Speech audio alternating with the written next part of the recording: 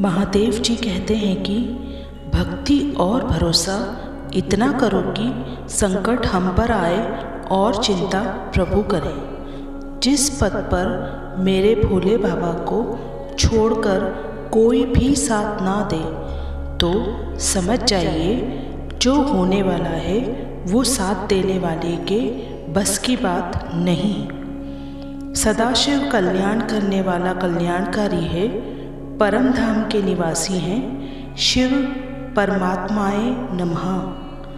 शंकर अकारी है, देहधारी है, शंकर रचना है, शंकर विनाशकारी है, सूक्ष्म लोक के निवासी हैं, शंकर देवताए नमः। जब तक महादेव तुम्हारे साथ हैं तब तक दुनिया की कोई भी ताकत तुम्हें हरा नहीं सकती। जिंदगी में सत्य का प्रकाश दिखाने के लिए खुले दिमाग और साहस से भरे जिगरे वाला गजब का व्यक्तित्व चाहिए होता है।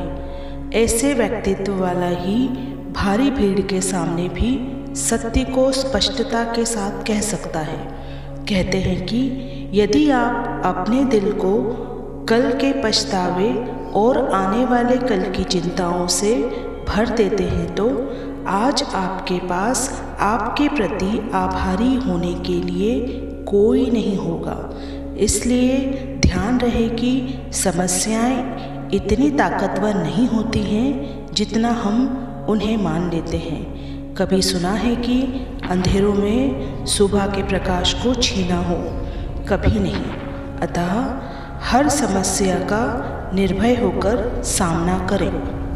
महादेव जी कहते हैं कि जिंदगी में अक्सर कुछ ऐसे भी लोग मिल जाते हैं जिनको बस चाहा जा सकता है, पाया नहीं, क्योंकि वो किसी और की किस्मत में होते हैं। रिश्ता ऐसा बनाओ जिसमें शब्द कम और समझ ज़्यादा हो, झगड़े कम और बातचीत ज़्यादा हो, प्रमाण कम और प्रेम ज़्यादा हो। झांक रहे सब सबके आंगन, अपने आंगन झांके कौन? ढूंढ रहे दुनिया में खामी, अपने मन में झांके कौन? सबके भीतर चोर छुपा है, उसको अब ललकारे कौन? दुनिया सुधरे सब चिल्लाते, खुद को आज सुधारे कौन? पर उपदेश कुशल बहु तेरे, खुद पर आज विचारे कौन?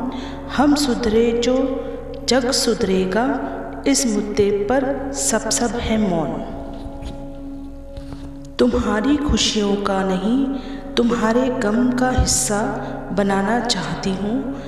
तेरे सुकून में नहीं पर तेरी परेशानियों में तेरा साथ देना चाहती हूँ। भले ही अभी हम साथ नहीं, एक जिंदगी बनकर, पर तेरी हर कठिनाई पर तेरे साथ चलना चाहती हूँ। मैं तो तेरी बस वो परछाई बनना चाहती हूँ जो पड़े धूप तुझ पर तो तुझसे पहले जलना चाहती हूँ। बदल जाओ वक्त के साथ या फिर वक्त बदलना सीखो, मजबूरियों को मत कोसो, हर हाल में चलना सीखो।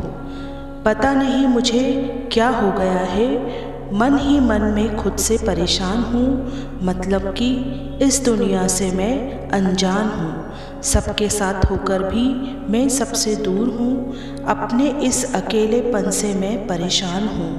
कहने को सब साथ हैं मगर ये सिर्फ कहने की बात है। असल में हमें खुद की संभलना पड़ता है, इस भीड़ में अकेले चलना पड़ता है। जिंदगी की मुसीबतों से मैं अक्सर डर जाता हूँ, इस अकेलेपन में मैं जीते जी मर जाता हूँ। यूँ तो आसपास लोगों का मेला है मगर हर कोई इस भीड़ में अकेला है। महादेव जी कहते हैं कि परवरिश और संस्कार भी बहुत मायने रखते हैं। सिर्फ पढ़ लिख कर कोई इंसान नहीं बन सकता। धर्मशास्त्र कहते हैं कि मौन रहने से जीवन में सकारात्मक बदलाव आता है, मन के विकार दूर होते हैं, चित्त शांत रहता है, जिस कारण स्वास्थ्य भी ठीक रहता है। शास्त्रों के अनुसार प्रातःकाल और सायकाल मनुष्य को जितनी देर हो सके मौन अवश्य रहना चाहिए।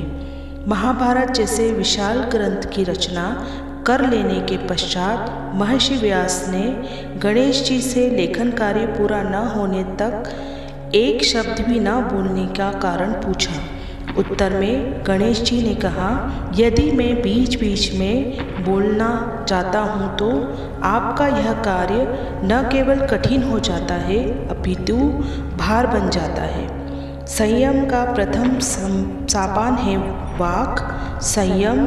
जो वाणी का संयम नहीं रखता उसके अनावश्यक शब्द उसकी प्राण शक्ति को सोख डालते हैं। मौनी अमावस्या के दिन मौन व्रत रखने का विधान रहा है। धीरे धीरे अपनी वाणी को संयत करके अपने वश में करना ही मौन व्रत है।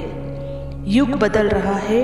परमात्मा शिव धरा पर अवतरित हो सतयुग की स्थापना कर रहे हैं।